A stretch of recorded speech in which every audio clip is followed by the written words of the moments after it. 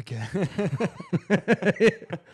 I'll take the lead. All right. You started off. Welcome to Spilling the Truth. I'll do a 1-2 step here. You lead. Kind of. Well, today's all about the 500-pound elephant.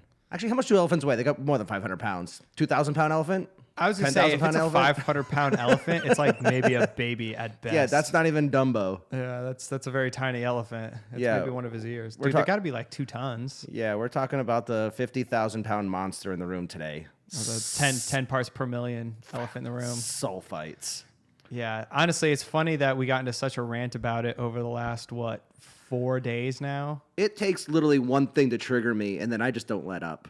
One thing? Yeah. It's always just one thing? It's a few things? Usually it's one or two things. It's weird how, there's always people who will sit there and they'll listen to you and they'll take information and they'll bring it all in. But then there's that one thing where they hear what they were not expecting, like they were told their whole life that this is how something is. And then somebody comes along and says, no, that's not actually how it is. And they're like, nope, you're wrong. And that's the hill they're going to die on. And in this case, sulfites. I don't know where it started, how it started, who started it. I mean, it's one of my biggest pet peeves, and I've been fighting it since I got into the business. I'm convinced that somewhere at some time, some state congressman or like a federal senator, somebody in Congress got real drunk at a party with like a bunch of strippers and they were doing all sorts of drugs. And then somebody got caught and they were like, why are you so screwed up, sir? And he's like, it was the wine that we had. There's something in it. We should check that. And they were like, well, let's blame it on sulfites for all my other problems. And ever since then, we've had a sulfite thing. Well, I think a lot of people also just want to blame something else for their problems. I mean, that's just true. Kind of the way the world is working right now. It's always somebody else's fault. I got a hangover. It must be the sulfites. It's not the 4 bottles of wine on the empty stomach and the 3 Xanax that I had. And the shot of whiskey after the glass of wine and the 2 beers. And then when I got home, I smoked a bunch of weed. But no, it's the sulfites in the wine. But I mean, it is very easy to drink a lot of wine. And it is true that wine can give you probably the worst hangover out there. So yes, hands down. But hangover and headache to me are 2 different things. Yeah.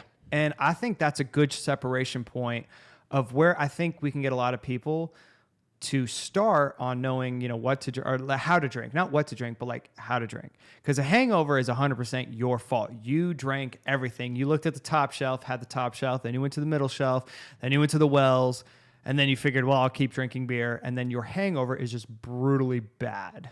So that's probably where that comes from. But that headache, and everybody knows that where it's like it's focused. It's one spot. You're fine. You turn your head, and all of a sudden your head feels like it's just getting pounded in, and sounds are terrible.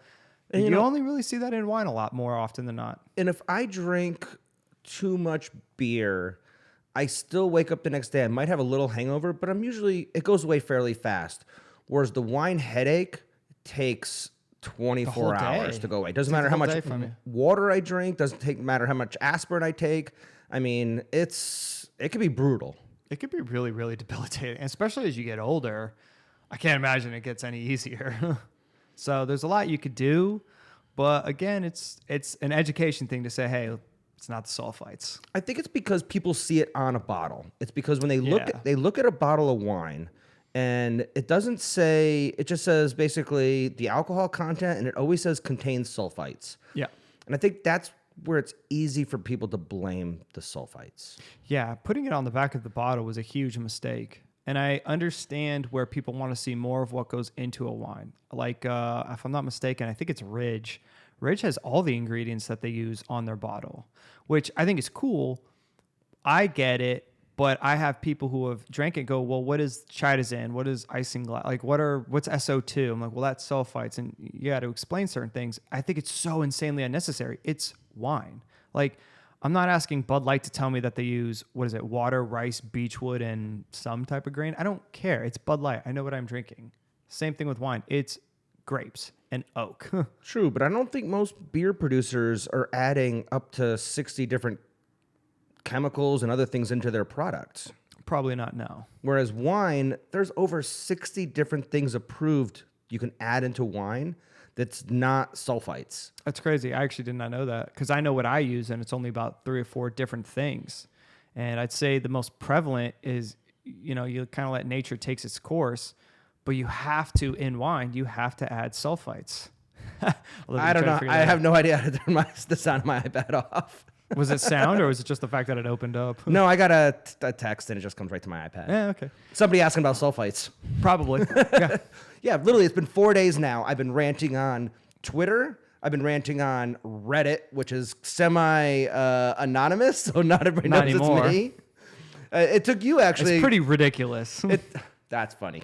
It took you a good day to realize that was even me. I had no idea it was you. I mean, I thought it was really funny. I have the #1 trending post right now in the Reddit/wine subreddit. Yeah, and reading it, people are more offended that you even made a comment Yes. than they are offended that the fact that the truth is that it's not sulfites that cause headaches. Yeah. People are just mad that you made a comment about it. Yes. Which is insane to me. Like, here's fact.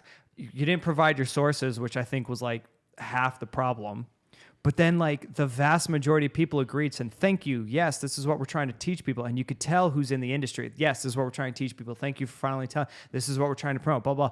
And then everybody else who's not in the industry was like, you don't know what you're talking about. Provide sources, blah, blah, blah. I hate you. Half of those are also probably gluten-free anti-vaxxers. Yeah. I mean, at the end of the day, There's no sulfites on a flat earth. and I did provide all my sources. They're just in the comments section, and most people will just jump to conclusions and make a comment and not read any of the comments themselves. Yeah, and people don't want to put in the time and energy to research a question. They'll take what you said as either pure fact or pure fiction without doing any research. But you are the research. Somebody told them, obviously, one day that sulfites gave them the headaches, and they took that as fact without ever looking it up. Yeah. I mean, you could look in Wine Folly's book. You can look on the line. You could look into, there's doctor studies on it.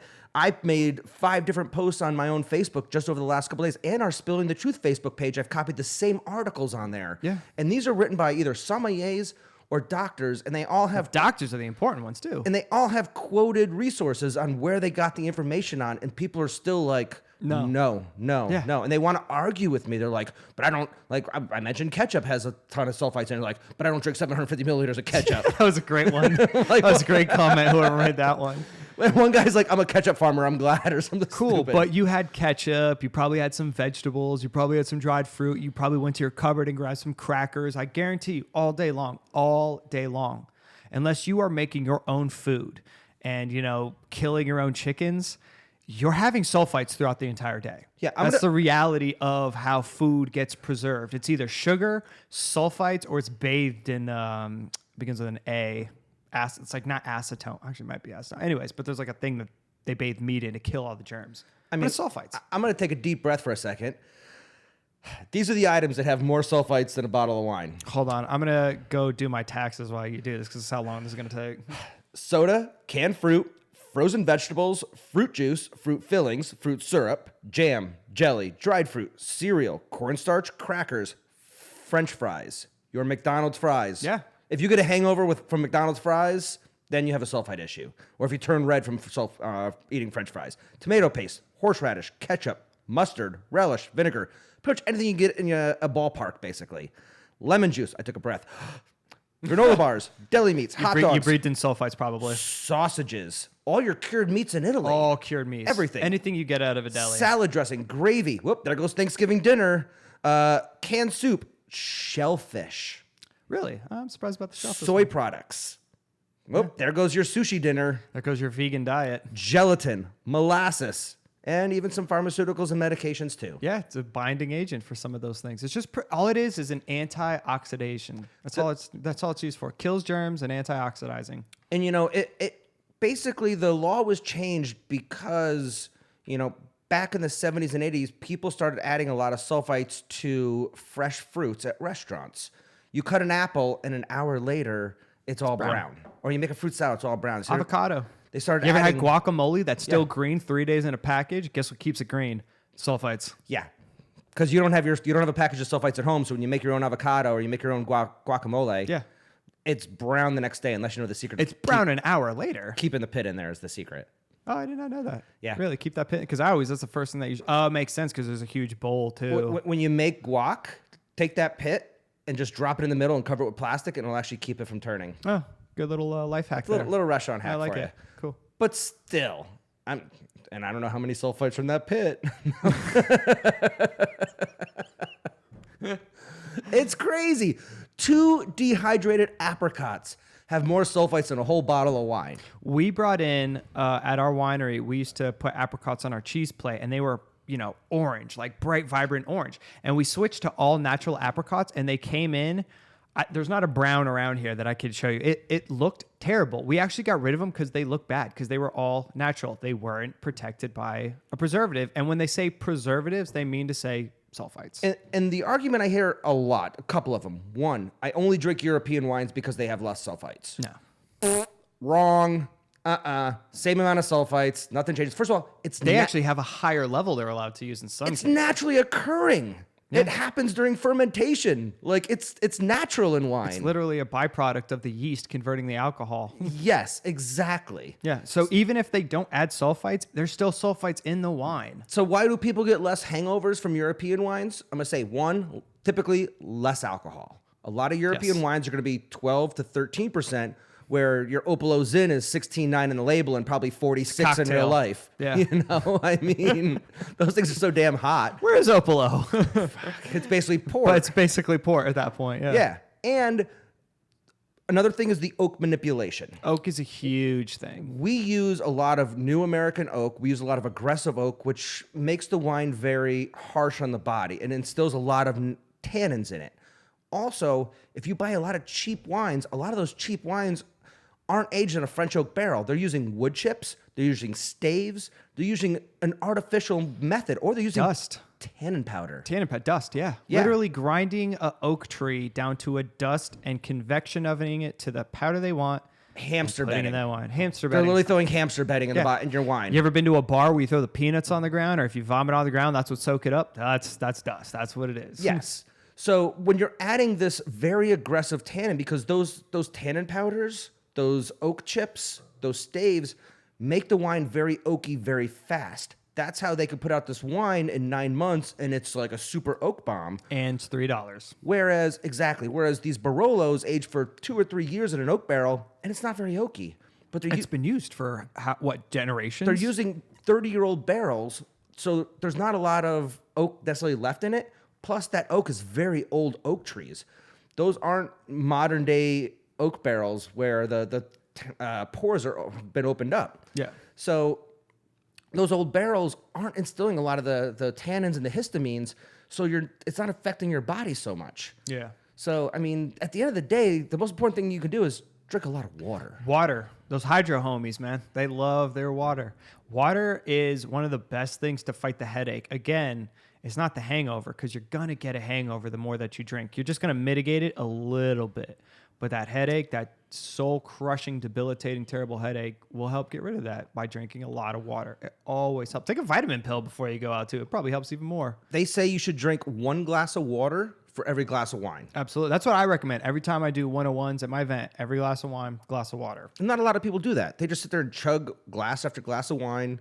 The most they might rehydrate with is a beer or something. Yeah, or they go home, they pound a bottle of water, and they're like, that'll be fine. You're like, dude, you already pounded too a late. bottle. Yeah. It's already too late. It's already at in that your point. system. Yeah. So it really does amaze me, though. So it started with, I always said it started with Whole Foods. I think it started with like the hippie movement, kind of the people that wanted to push natural wines or try and push sulfite reduced wines. And they started coming up with this and telling people this, and it just started to spread. And of course, when someone looks at a bottle of wine, they say, oh, I just got a hangover. What could it be? Oh, it contains sulfites. Maybe that's what it is. Yeah, I wonder. I really would love to see a time when if they don't put it on the bottle, what it would be like. Like, I imagine Europe, this is not a conversation anybody has. If you go to Europe, France, Italy, wherever, and you say, do you have sulfites in the wine? They're going to look at you like, yeah, obviously we have sulfites in the wine. Good like this point. More. I want to know if this is the debate that is happening in Europe anywhere. I can't imagine in any way, shape, or form that is. Because from imports, they have to have a separate bottle for America. Correct. Now, it just hit me, and that's probably why people mentally think that they could drink European wines and not get... They think it doesn't have the same amount of sulfites because it doesn't say it on the label in Europe. It's literally a reverse placebo effect. Yes. That's exactly what it is. People see a tag on it. I bet you could make up a totally different wording and say that it's on there, and it's totally that. That's what it is. Like, they could change the sulfites to sulfates, which will kill you if you drink too much of, because that's an actual cleaning agent. And people are like, oh, well, it's the sulfates. And you could just run a long scam about that. Kind of like the whole gluten. Oh, I'm gluten allergic. No, you're not. You don't have celiacs.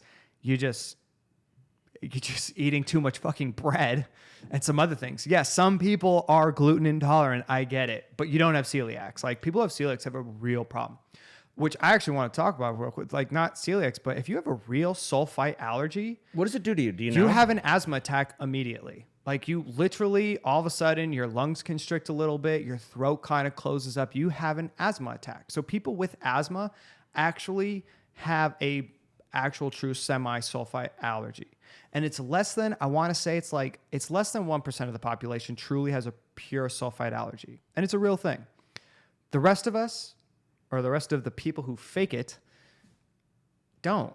And it's so weird to hear people constantly say they have a problem. And I'm fine with educating people. I love sitting there saying it's not sulfites. And you see the light bulb go off, oh, I was educated wrong. But they never made an excuse for it.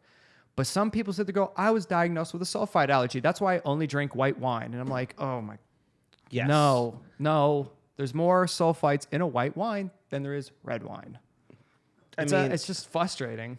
I mean, in a way, it's almost like the gluten thing, because there's gluten in so many items that people don't know. And people are like, oh, I can't have bread or pasta because I'm gluten intolerant. That's why I eat sushi and I have my soy sauce. Well, you know, soy sauce, the number one ingredient in soy sauce, Gluten. wheat. Yeah. Number one ingredient. Also, I think the number 3 ingredient in yellow Gatorade, wheat. You're ruining yellow Gatorade for me. I already has yellow number 5, which apparently makes you, not produce any sperm. There's gluten in like half the Gatorades out there. That's crazy. I never knew that. Yeah. So all these people that are like, oh, I can't have gluten. Well, you haven't truly done the research. And I'll be honest, a lot of the people I've tried to argue with or debate or educate, they fight back. They're like, Yes. well, but how many parts per million is in ketchup? How many parts per million is in this? It's like, if you have an allergy, you have an allergy. If you have a peanut allergy, it doesn't matter. Like, It doesn't matter if it's a handful of peanuts or I can't eat peanuts on freaking airplanes anymore because you and your damn peanut allergies. Yeah. Because it's in the air. Yeah. Because you have an allergy. But you know what? Your sulfite allergy? Oh, no. I can eat everything. I just can't have wine because that's what gives me the sulfite issue. Yeah, know? and the littlest amount. Well, I can have like 50 parts per million, but not 10. Like No. you can't have it. If you have an allergy, you cannot have it. Like, you can be a little, whatever. Like, the big one is that whole the red flush that some people get. They blame You see my face? Yeah, I get you red have it a flush little all the bit. time. Yeah.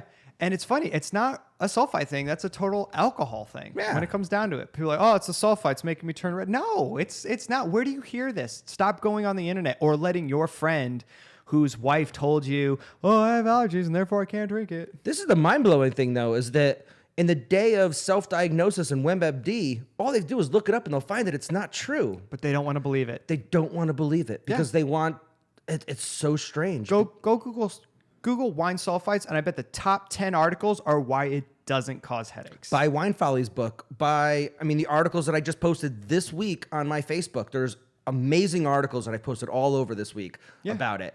And like I said, they're written by SOMs, doctors, people that have actually studied it in multiple cases. And it's... Well, look, it's so prevalent and it's so talked about that there's companies that lie and advertise that they can have the aerator that removes sulfites. Yes. Dude, it hits air. It immediately binds to oxygen, and now it's just a neutral sulfite. But still, it can't remove it. It's in the wine. Somebody asked me about this device the other day, and I was just like, that thing is bullshit. And they're like, no, they tested it. It removes this and this and this. I'm like, oh, my God. No.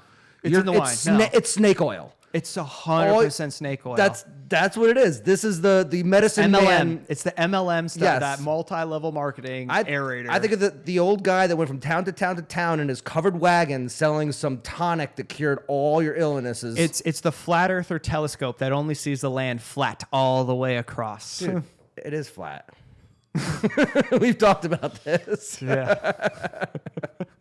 We're going to talk about this throughout this episode because this is something that's really been bugging me a lot, and I think everybody needs to spread the word and spill the truth about sulfites. I truly do. And it's a true industry thing where the actual people in the industry, like doctors with vaccines, are sitting there going, listen to us, this is not the problem. It is you. I think that might be it. Maybe we need to change the conversation from it's your fault to it's something.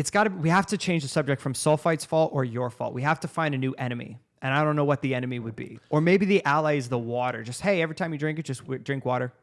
You can absolutely. I know you say you can't drink red. You absolutely can, but you need 2 glasses of water for every red you drink. And then people might be like, oh, well, I do have a sulfite allergy, but when I drink 2 glasses of water, I'm fine because it works. Like, I find it so strange that of all the things you have to put on the back of the label, you have to put sulfites on there. Yeah. You don't have to put isinglass. You don't have to put chemicals. Yeah, mega PVC. purple.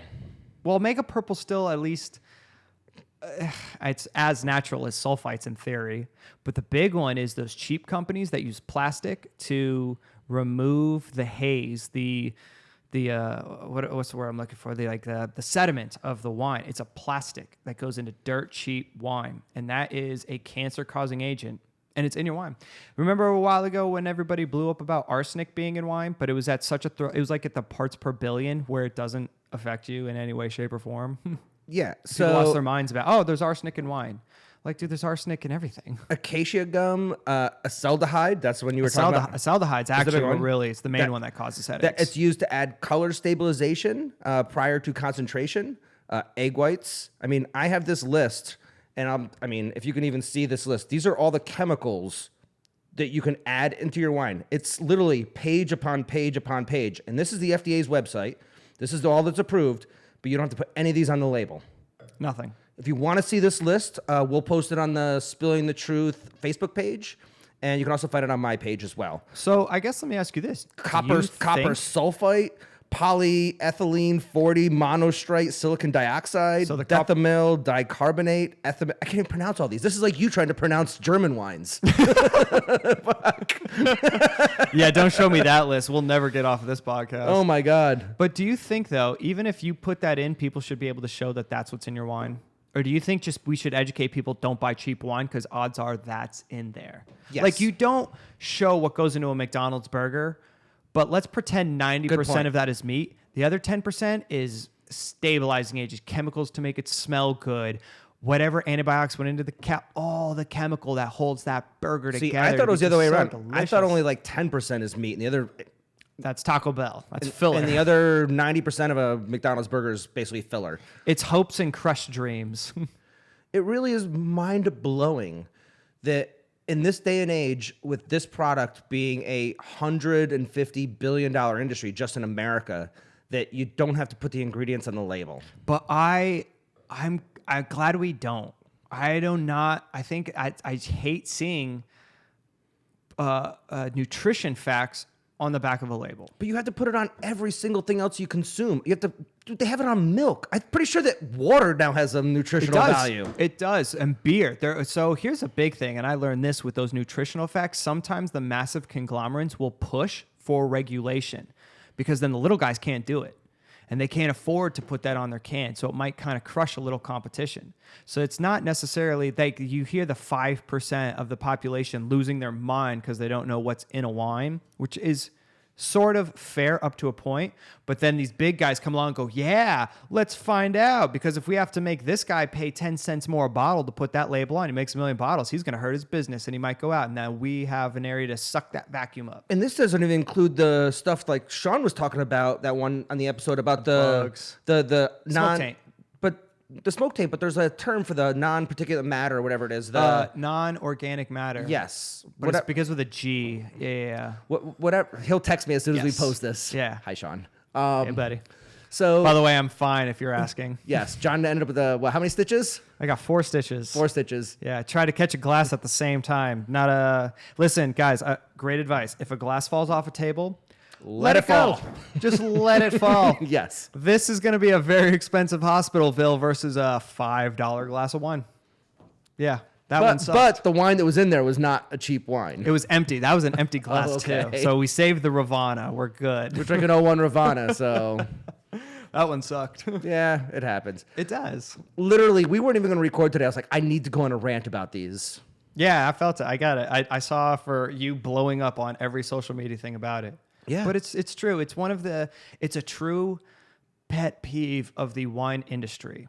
You know, you get bad service, you get unruly customers and certain knowledge, but this one really actually affects people to a point. I made some valid points on Reddit, and I have hundreds of downvotes. My most downvoted comments ever on Reddit. And if you don't know the way Reddit works, you can upvote and downvote God forbid stuff. you put facts on there. Yeah, I threw a fact, and it was like within 6 hours, minus 60 downvotes. So like this is on top of the 100 upvotes, and then I've had 160 downvotes. Well, so I'm sitting at minus 60. Well, here's the crazy thing. So like how most things seem to be this day, you have 300 upvotes, which is a lot on the wine subreddit. You have a lot of people just sitting there going, I agree, but not commenting. But everybody who's commenting is losing their mind about you. Boom. And then they went off track. They're not even talking about sulfites. They're Ketchup, attacking and they're you. attacking me. They're like, I you got called suck. a douche. Multiple times. And then I laid out the facts, and I was like, please apologize. He didn't apologize. Didn't apologize. I think I was called more names after that. Yeah. There was definitely a few C-bombs and everything else in there. Yes. You got literally called everything because you just said people, Because hey. I told the truth. Yeah. You know, I mean, hey, sometimes you have to get a little controversial and, break it down. And some people you're never going to break through to. In a way, this is such a simple little thing. But now I know how doctors feel when it comes to like anti-vaxxing. Yeah, medicine in general. Medicine in general. And there's things where you're like, oh my God, this has been proven for hundreds of years. How are you trying to argue with me now about it? That's right, Damien. You're a shill for the sulfite conglomerates. I am. I'm on the payroll. You're on the pay, making that 10 cents a year for the 8 billion pounds that they make. Yes. If you want to go to my website, sulfitesforcheap.com, I will sell them to you on the down low. You're sulfiting for the cause. God. I need to drink after that comment. So all right. So what did we grab? Because all right. So I want to come back to this, but we should take a breather before we just sound like a bunch of angry. Oh my God. We sound like those old 80-year-old dudes who just bitch off in a corner. Kind of ranting for a while. Yeah. So, but we just came back from which I think was this where the sulfite thing started? It started with an article I had read over the weekend, and because then we went to the trade show festival where there was, I don't know what, like 200 wineries. No, it's probably a couple hundred wineries, hundreds of bottles is what it ended up being. It was the biggest iteration of the Quench trade show. So Quench is a local distributor. They're part of Palomar and Victory Wine Groups, which is in multiple states. And they have an awesome portfolio. They do. They're in Minnesota, Texas, Florida, and Arizona right now, and I think they're going to expand to some more states soon. Good. They're a top-level distributor. So if you're in the business, if you're a restaurateur and you're not dealing with them in those 4 states, you probably should. Yeah. They represent some fantastic wines from around the world. They represent some of the best wines you can get. Yeah, and we have no affiliation with them. Like, they just genuinely have like a great, like Skurnik has a great portfolio. Sometimes you just see a portfolio and you go, those are great wines. Think about it. You and I talk about importers all the time on this show. Yes. We always say if you don't know about, hey, if you want to buy a French wine, you don't know which French wine to buy, just turn the label around, look at the back label. And when we talk about Kermit Lynch all the time, Yep. They have a huge section of Kermit Lynch. What do we talk about? Vias, the company I used to work for. They represent Vias in all their states. Also at Quench, yeah. Skurnik, Skurnik is great wines. which is the Mousset champagne we drink. My favorite Special clubs. My favorite Gruner, the Brunemeyer is from them. The Donhoff Riesling's from them. Yeah. I mean, they're one of the top esoteric white distributors or importers there is. It feels like Quench is the not wine connoisseur, like the wine geek, the people who love the industry's wine portfolio. Yep. So yeah, so I noticed because as per usual, we got the Nebbiolo. Think about it though. I mean, some of the high-end Napa wines we got a chance to drink. We got to drink Peter Michael. Amazing. We got to drink Ravana. Islay Vineyard. Yes. Which used to be Arajo. Yep. Ravana was there. Barnett was there. I know Continuum's on that, but they weren't there. And then even ones that maybe don't have quite that expensive threshold. Turnbull, another one. Turnbull's there, yeah. People like Minor. I mean, Minor was delicious. I mean, across the board. I mean, there's so many. I can't even. I feel bad because there's so many we aren't going to mention because I took my dad to it and he walked around and he sat there and we did all California. We actually really didn't get a chance to hit the European ones because this was the first time I went there and talked more than I tried a lot of wines, which annoyed my dad. He's like, let's go try this one. I'm like, you will be dead. You will have alcohol poisoning if you try all of these. So let's pick the ones that you want to do the best. But it was fun because like he got to try there was a lot of new people that he never had before. And all of a sudden he's sitting there going, wow, this is an amazing Zin and an amazing cab. And he's thinking it's $50-$60 and it turns out it's $15-$20. He's like, oh my God, I got to get a case of this now. So of course we'll like bring it into the winery and have him pour. That's why it's fun to do. It's great for industry to have things like that because you will always try something new every single time. Yes. So most of these are only going to be trade only. There are some big events you can attend yourself if you are not in the trade. There's some global events, which I recommend going to at least once. Provine, Vin Italy. There's Aspen Food and Wine. Is Texom open? Texom is for sommeliers. Okay. It's the biggest sommelier convention in the United States. What's the biggest American one? I would say something like Aspen Food and Wine is a big one that's open to the public. I mean, Aspen? it costs a lot of money to go to it, Okay. but it's got a lot of the high-end producers. And it's not just a distributor then. You're trying a lot of different wines. There's a number of them around the country. Each state kind of has their own. I know ones that are in the Southwest that are open to the public. You just pay for a ticket. One of my favorite ones, Santa Fe Wine and Chili Festival. Yeah, it's got to be right about now. It's the third week of September every year. That is so cool. And they have like 200 different wineries set up, and it's not pretentious. Top wineries from around the world, and everybody has a booth. You just get your glass, you get to eat. It's winery, restaurant, winery, restaurant, winery, restaurant. And so you get to eat all this great food, drink all these great wines. People bring out their good stuff. I'll be honest, some of these big tasting events, people pour their shit. It's a way to get rid of last vintage stuff. It's what I've done a couple in California that are charity events and like Del Mar and whatnot, and they're good, but people aren't bringing their best stuff. Yeah. Whereas when you go to a trade show, it's a way to showcase the new release. Provine and Vin Italy are a way to showcase the new release. They do Provine now around the world. It's actually there's a United States version. There's a Chinese version. The Chinese one, when that thing gets up and running, is going to be monstrous. So there's monstrous. multiple versions of them. Actually, right now, I think I just heard 1,000 Chinese distributors have closed this year. They've taken a big hurt in the wine industry. I got to keep up on the stats. For them selling their own wines or coming global China? wines, yeah. People well, that the tariffs that are getting blasted on by America, they're losing the entire American market right now. They didn't really sell a whole lot of American wines anyways. You don't think so? I sold some, but French, as a general rule, no. Out of the 9,000 wineries in the United States, probably 100 of them made it to China, to be honest. That's crazy. Because think about it, most of the wines we make in America don't even make it to New York.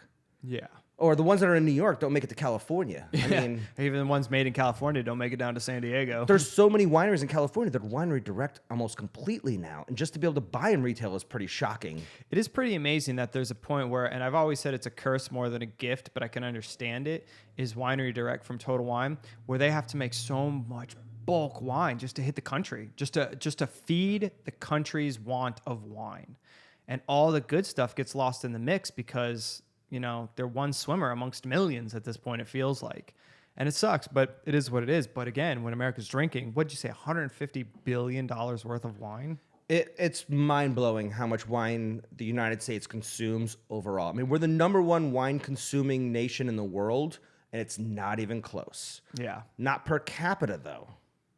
We are way down the list per capita. Well, people like you and me fuck it up when we have 2-3 bottles out of dinner each. But overall, I mean, we consume what, like 9 liters a year? The French consume almost 50 liters a year. Yeah, but there's what, like less people. 300 million less of them. We got the Appalachian states, like we were talking in the last episode, that just drink whiskey. I mean, there's very few people drinking wines like this in Alabama and Tennessee, and they're moonshining states. Yeah, exactly. I mean, that's what they drink, and there's nothing wrong with that. I mean, they're drinking booze. Well, it's good. It gives it diversity. It kind of allows for fluid movements, for liquor to have its time. Craft beer is having its moment. Yep. Wine had its moment in the 70s when they won, and now it's getting bigger and bigger. Craft beer comes up. Liquor will have its moment. It's fun. Another big article I just posted online was actually about Generation Z, or as some people are calling it, the iGen. This is the first generation that has grown up 100% with the internet. It's the generation that was born from 1995 to 2009. Okay, so it's after millennials. Correct. This is the after millennial generation. It is, way bigger than even the millennials. And as far as the bigger than the boomers, because the boomers are dying off. Right, but you think about it, all the boomers had 7 kids each. Yeah. So it's grown and grown and grown and grown. Yeah. So, but this is the first generation that completely grew up with the internet. And so the wine industry needs to approach these people way different now. And there's going to be a lot of people that are going to be hurting in the next 20 years because they're not going to adapt. Well, that's the one thing about this industry. You have people who, unfortunately, and I think thinking about the things that hold certain wineries back, I imagine labels are a big one because I bet Generation Zers love more of a look because they want quick, like, look, see, I bet ratings, magazines, done. Magazines are not going to make it. They need to adapt and switch to online-based things.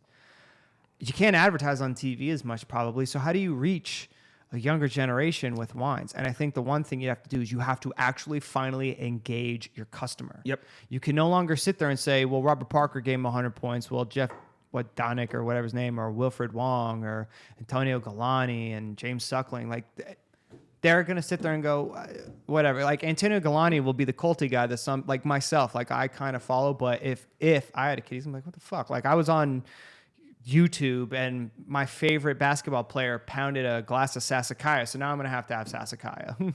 So in this study that they did, they interviewed, thousands upon thousands of, the iGen or Gen Z or whatever they're going to end up calling it. And they said, a lot of them are actually very interested in wine.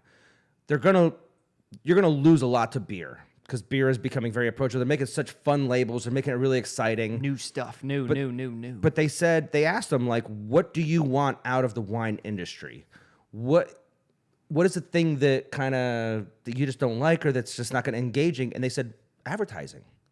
This is the generation that truly appreciates ads. Quirky ads, probably. Yes. Fun ads. Because they're the ones that are, they were raised on their phone. So, and it's not just ads on TV. Nobody cares about, like, if you're sandwiched between a Cialis commercial and a mesothelioma fucking commercial. Nobody gives a shit. But YouTube ads. Yeah. Instagram ads. The things that they said, the three things they said: one, just advertise. You never see wine advertisements. I've seen 2 billboards my whole life, and it's for Yellowtail and Stella Rosa. That's it. And who are the 2 of the biggest sellers in America right now? Probably Yellowtail and Stella Rosa. Yeah. They want to see also more commercials on YouTube. That's so because we grow up, we hate commercials so much. Right. But you think about it, those commercials are short. If you can get a 5-second ads, 5-second ad on your favorite YouTube channels between your podcast that you're watching, Twitch, or between your car thing, like on anything you watch on YouTube. I watch everything on YouTube. I broke something in my house. I'm gonna look up on YouTube how to fix it. I want to program this. I want to update my website. I look up on YouTube. Everything's on YouTube. Everything. A little 5-second ad means it registers to those millennials. The other one is realistic food pairings on Instagram. Is what they asked for. These are actually what they wrote in. That would make a lot of sense to me, especially because this is a generation that, as they grow up on the internet, never probably learned to cook. And so now they have to eat out a lot, or in some cases they'll Uber eat, but they'll still go out and get their wines. So now they're going to be like, all right, well, what are we going to get tonight? We're going to get so-and-so thing. Well, cool, I've got a wine for that. Because I, on YouTube, was influenced by some guy. And the irony of influencers is, I love hearing it. I'm an influencer, but the influencer is actually influenced by what they're promoting. I could pay that person to influence somebody. They're not an influencer because they didn't find, Caduceus' Sancha and went, oh, I got to promote this. Somebody paid them to do it. They're the new advertising, are these influencers. And all it takes is a really hot chick or a really good gamer or something like that. Just immediately, the second you see it, grabs your attention. Well, you're hooked. When I'm watching TV... Pay a video gamer with a bottle of wine. Pay the #1 Twitch streaming person, and while they're playing, have them take a sip of whatever drink you want.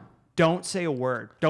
Just pound a Zima, set that down. Zima next week's #1 drinking trending thing. A lot of these people have shelves in the background with bottles up or whatever. Yeah. And literally have your bottles on their back shelf. People will start to see it. They'll start to recognize it. And then it just gets ingrained in them. Subliminal. Yes. Yeah. And when it comes to TV, when I'm watching TV and an ad comes up, what do? I change the channel. Every time. I do it. I Every hate single time. so No, much. I do. And it sucks because you go to another channel and that's also on a commercial too. But literally, and I'll surf the channels until commercials go back, and then I'll go back to the original show I was watching if I remember what I was watching, which sometimes happens a lot. Doesn't always happen as often as you want. But when you click on a YouTube thing, you have to watch that couple seconds. Now you could skip it, but you get those couple seconds. You see it over and over again, and it registers. Or when they're on Instagram, people are always on Instagram scrolling through. Yeah. And if you get bombarded enough, it slowly builds in your head a little bit. And and that's where labels come in. Because if you just have your name on a white label with a symbol, you look like every single other wine bottle with a white label symbol. You need something that's just, it stands out so much that you go, oh. You just nailed the next question, That they stop. Like they literally, as they scroll, they went, wait, what did I just see? And they scroll back and go, oh, shit. Okay, that's cool. All right. The one you showed me earlier, that beer can, the Hans Gruner. Yeah. Yeah. It's brilliant. Stopped to me. I was like, what is that? Is that? Oh, that's very cool. Yeah. It's a wine can called Hans Gruner, named after Hans Gruber from Die Hard. And it has quotes of Die Hard all over the can. The greatest Christmas movie of all time. It is the best Christmas movie. And yes, hands down. Definitely Christmas movie. 100%. I don't care if Bruce Willis said it wasn't. It is. Bruce Willis said, you know what? Nope. He did during one of the award show. He goes, it's not a Christmas movie. And everybody booed. Yeah, good. They probably deserve that. So that was actually one of the things they asked.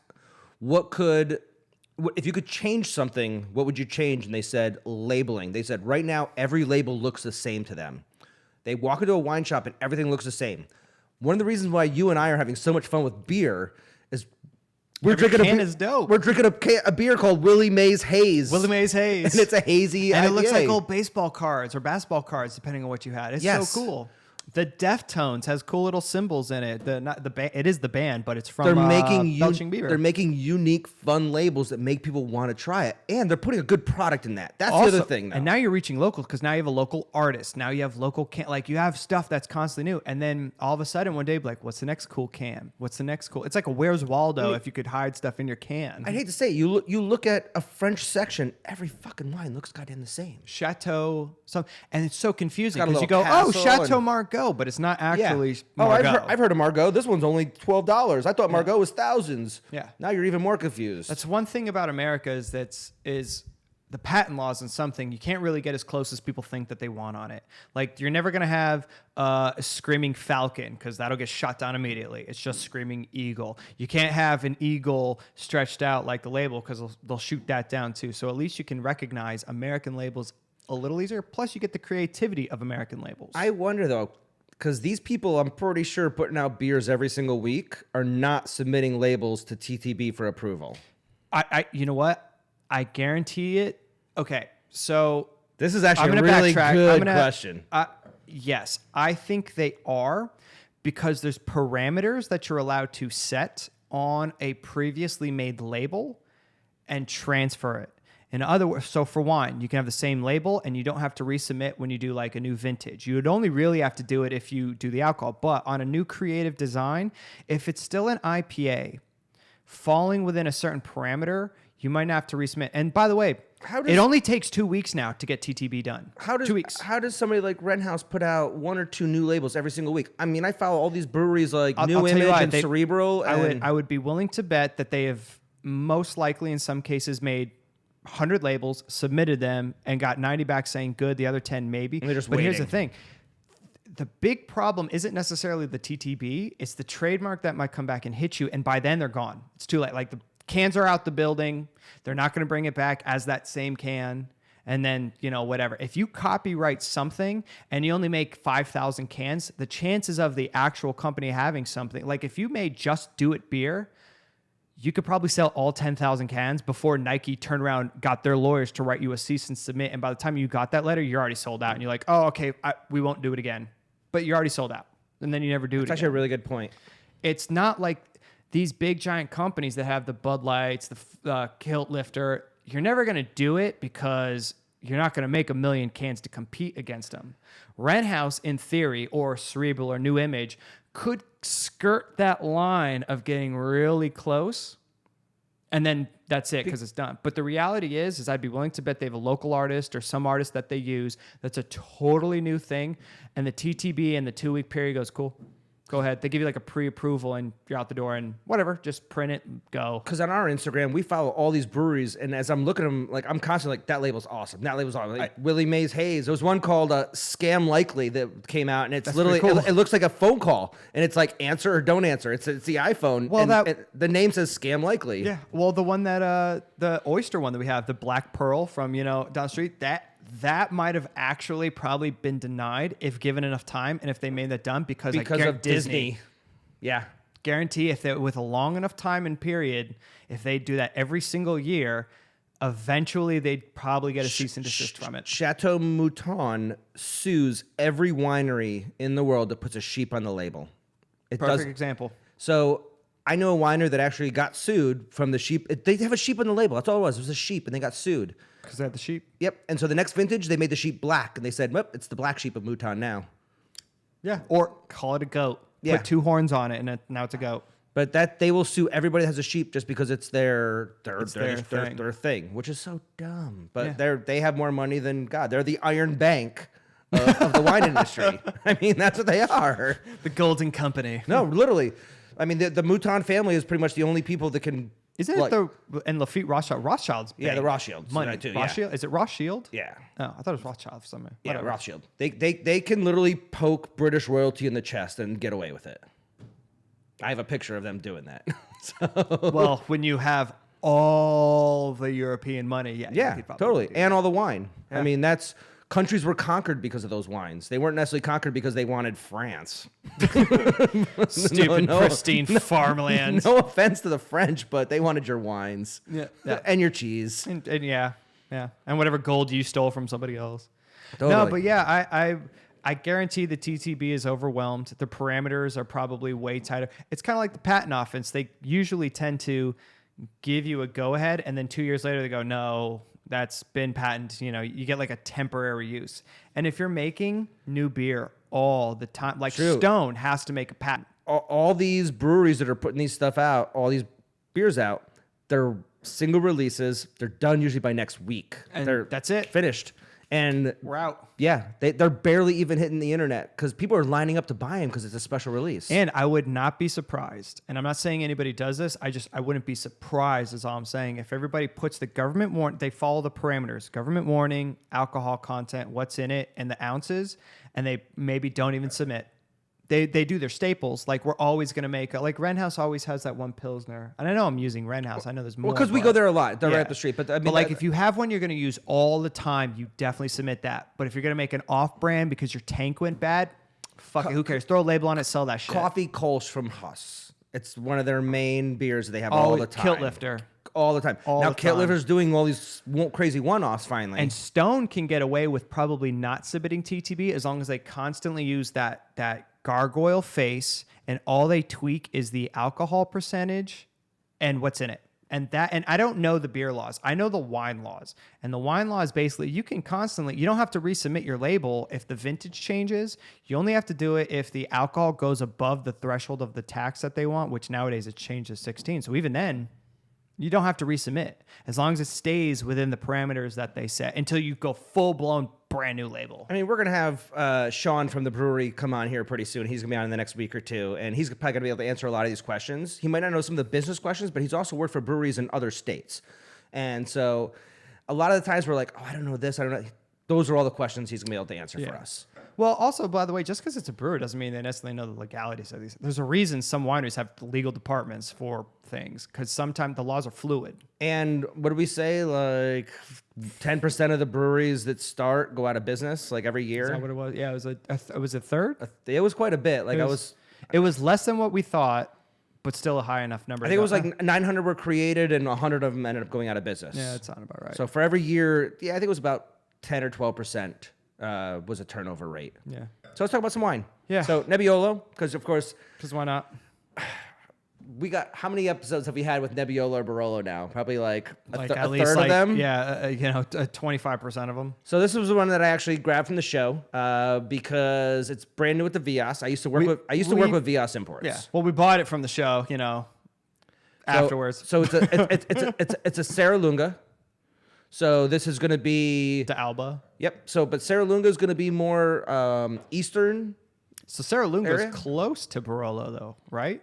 They're all a stone's throw away. That's a good point. When you stand on the hill and you look around, you could see everything. They're all within eye shot because it's all flat Earth. It's not that far away. But as far as where when I talk about like Rivera and Novello, they're to the south. Yeah. Serra Lunga is going to be more to the east. Okay. So typically a little more aggressive in their youth, a little more age-worthy. This is what I think mentally when I think of Serra Lunga. This is their Nebbiolo Diablo. I didn't have a chance to try these wines at their trade show 2 months ago when I went. Tried through the Barolo and the Nebbiolo, and both of them are great. I think this wine has got a ton of ageability on it. Sometimes Nebbiolos, they age okay. I'd say as a general rule, I don't want to age Nebbiolo unless it's like the Bruno Giacosa that we had that one time. Yeah, Barolo Barbaresco But that Bruno Giacosa Nebbiolo is more Barolo than most Barolos. Yeah. It's like Bondesanti Rosso is a better version of a Brunello than most Brunellos. Yes. It's the best way to put it. But brand new, I'm pretty sure to the United States. I don't think this has ever been here. This was open 2 days ago. Part of this episode 2, we want to talk about how wines have held up after a couple days. Yeah. Because some wines fall apart. Toast, dead. And 2 days later, a Pinot Noir is often rubbish. Yes. Like, rarely do you want to drink a Pinot Noir, and often a Barolo is better the next day. I think this wine, besides the fact that it's Arizona room temperature, which is like... I've noticed. Yeah. 80 degrees, which is not necessarily the most optimal, I think it's drinking great right now. I've been sipping it this whole time. It's actually not bad. I noticed that you're spending more time drinking that than the other one. Because I want to come back to this. A, because it's native, and B, this is throwing an entire wrench into my drinking right now. We have never talked about Arizona wines on the show either. Because in all honesty, I think I'm at a point after trying every single Arizona wineries. I think we're finally at a point where I could dedicate an entire episode to Arizona wines. The good and the bad. Like it's a good, bad, and ugly spaghetti western Clint Eastwood style episode about I have a couple producers that are on my radar to come on. I would love to get the people from Chateau Tumbleweed on. Oh, I love them. I would love to get Maynard on at some point soon to talk about stuff like this. Yeah. Pavle now planted Now he his has his own vineyard. fruit, and he wants to talk about how much money he's put into it and the costs and the I'd be work. intrigued about that one because that would be people would like to know what it's like They to have start a vineyard. no idea what it costs for every little thing, from the tanks to the barrels to the vines to the irrigation to the upkeep to the cost of pick. You got to buy bins. You got to buy. And he's like, when we were talking at the trade show, he's like, let's talk about the costs involved. And you could tell that this is something that's very close to him. Well, it's like the running joke is if you want to make money in the wine industry, don't buy a vineyard. Yeah, you know how you make $1 million in the wine business? Start with 10. That's the only way. Yeah. I mean, So I'll switch to this one because I like this. So this one's unique. Man. our first Arizona wine drink on the podcast. Gotta go with Caduceus. I mean, So really, I respect Maynard an awful lot because he has put his blood, sweat, and tears into that vineyard. He is probably the only celebrity on the planet that has a vineyard that works the vineyards. he plants the vineyard too. He plants them, he picks them, he prunes them. Blood, sweat, and tears. Like his movie was called Blood in the Wine. Yeah. Drew Barrymore has her name on a wine.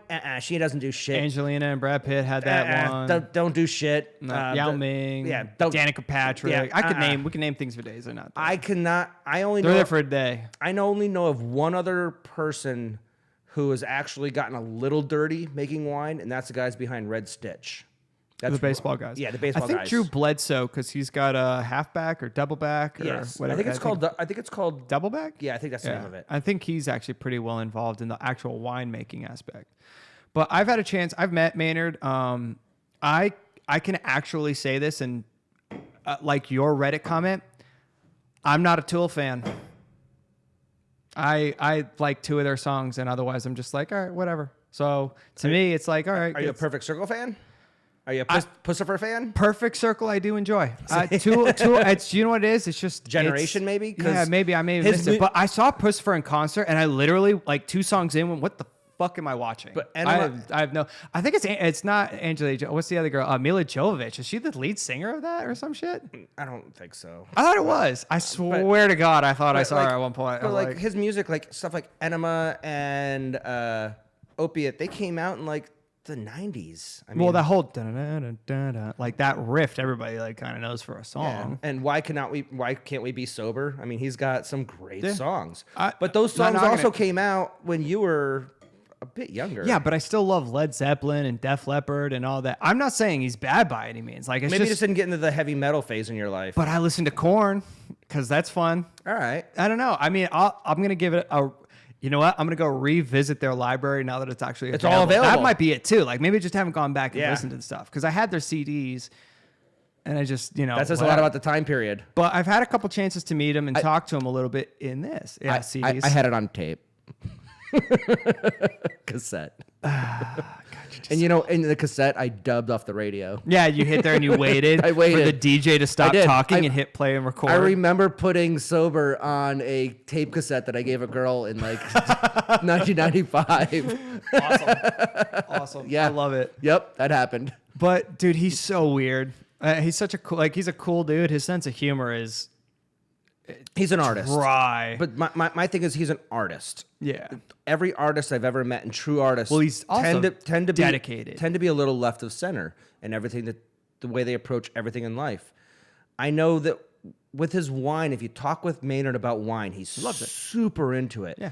If you try and talk to him about wine and then switch to his music, he shuts down because he's more passionate about his wine than his music. Which is crazy to me because he has that unique, and I think artist is the right way to put it, like his focus on what he's doing with this is really impressive.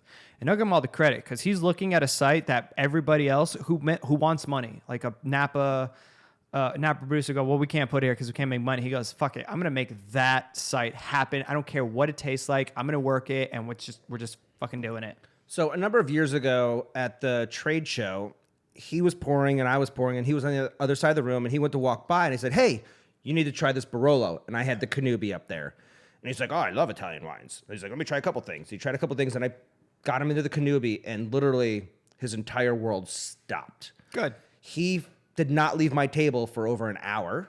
And we talked all about his wine, where he came from. We talked about his family.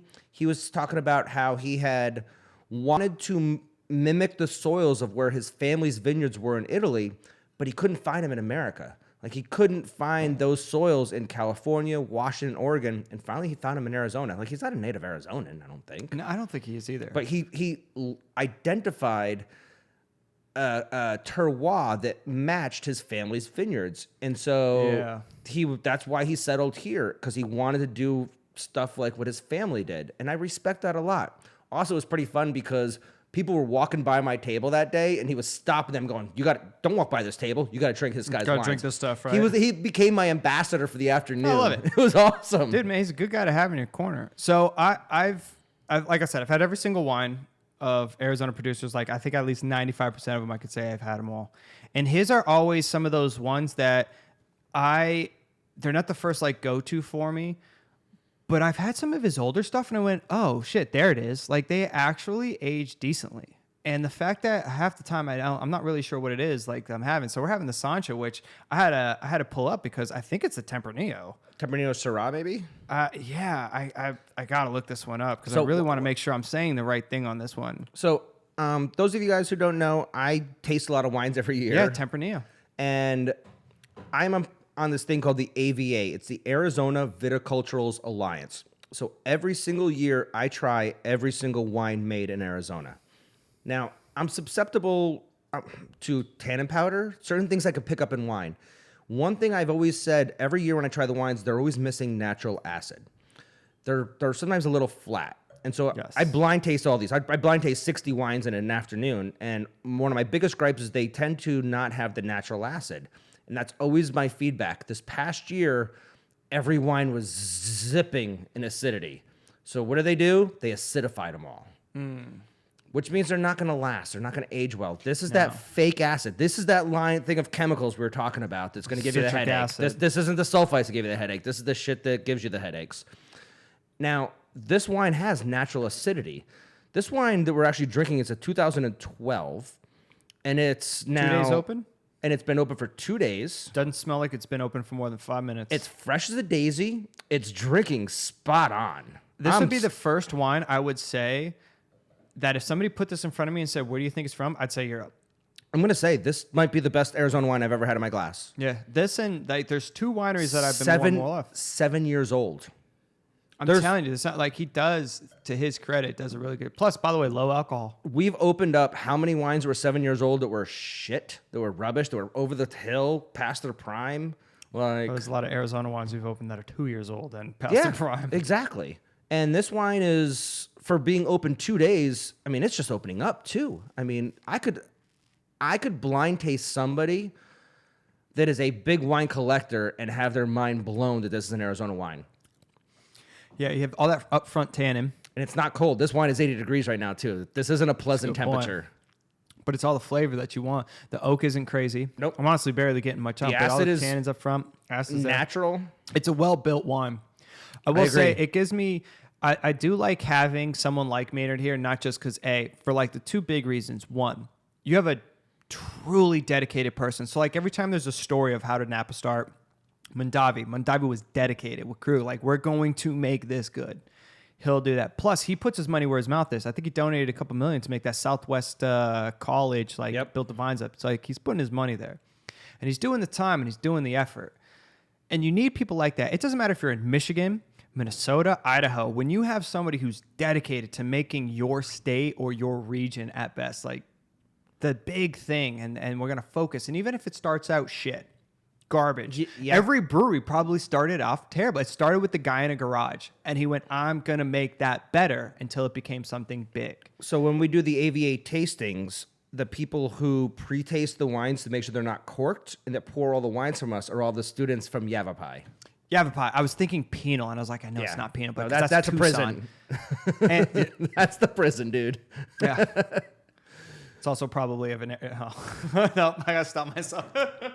Sorry, I've had enough to drink where my filter almost just went, woo. But this is one thing I've said. So, once again, I've tried every single wine in Arizona pretty much for the last we pretty much have 7 years.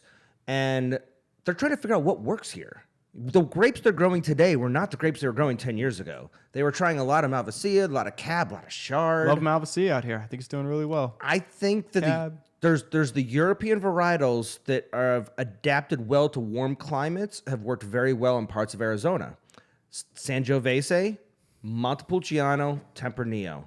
I'm going to tell you, we are going to be the hot zone for Montepulciano, Tempranillo, and Sangiovese. So then the trick is to get people to stop buying Chianti and say, get Arizona. Arizona. Like, if you want to talk about marketing, we're going to go for Gen Z. How do we do that? Arizona's the new Chianti. So how do you then change the younger kids who cannot afford Napa and probably don't give a shit about Sonoma, especially when you want local? So now, going back to the advertising thing, Arizona is like a new Chianti or the new Italy. But you know my biggest gripe with Arizona wines is the price point. It's getting better. It's fine. They're finally playing off. It's coming slowly. Some producers are finally doing it. You need a gateway drug. Every single winery, every single grape growing region has an introductory wine. We have it though now. We officially, as of this year, I think have it. It's that Provisioner, $10. Yeah, $10 Todd white. Bostock, Dos Cabezas Toscano. Dos Cabezas Toscano. Dos Cabezas Toscano, whatever. That thing is like, it's like $9. $9. Like, I'm thinking sometimes in wholesale. I don't know. Was it 14, 13 on the shelf or something like that? It's not expensive. You go to Javelina Leap. That dude's trying to charge $50 for his introductory wine. Well, I mean, granted, he can go fuck himself for all I care for that price. This isn't exactly the most expensive. Now, granted, you're gonna get the quality. You're creeping up on the quality to match the price point, which is good. But you also get the name too. But right, there's a few people out there here in Arizona that I've gone in and went, man, that's a good bottle of wine. I'll take that. What is that? $50? Well, cool. There's your $10 tasting. I'm not buying that. Yeah, no. And how are you going to get people to drink your region? How are you going to get people to turn on? How does Barolo get people to drink Barolo? They drink cheap Langhe. Put out a great Langhe Nebbiolo. Exactly. How do you get someone to drink a great Brunello? You get them to drink your Rosso di Montalcino. California got everybody drinking Cab, and then they went and said Napa's the best. So you drink a California Paso Robles, Central, Lodi Zin.